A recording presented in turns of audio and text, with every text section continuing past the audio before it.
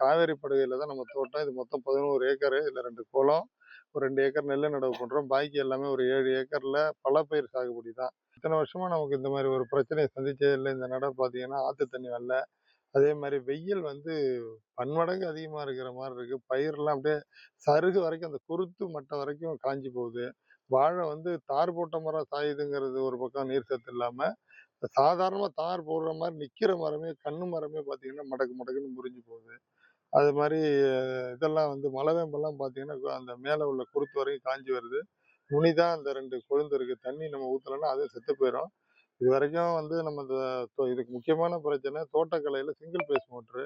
அது இவ்வளோ தூரம்லாம் தண்ணி சப்ளை பண்ணாது. அங்கேயே நம்ம புடிச்சு ட்ரம்ல எடுத்து வச்சுக்கிட்டு, அதில வாளியில கொண்டாந்து தான் ஊத்திட்டு இருக்கிறோம்.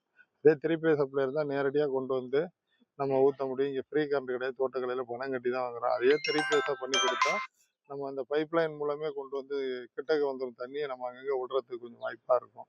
அத செஞ்சு குடுக்கணும். இதே நிலைமை நீடிச்சதுன்னா எப்படி உணவு உற்பத்தியே மிகப்பெரிய கேள்விக்குறியாகுங்கிற மாரி இருக்கு.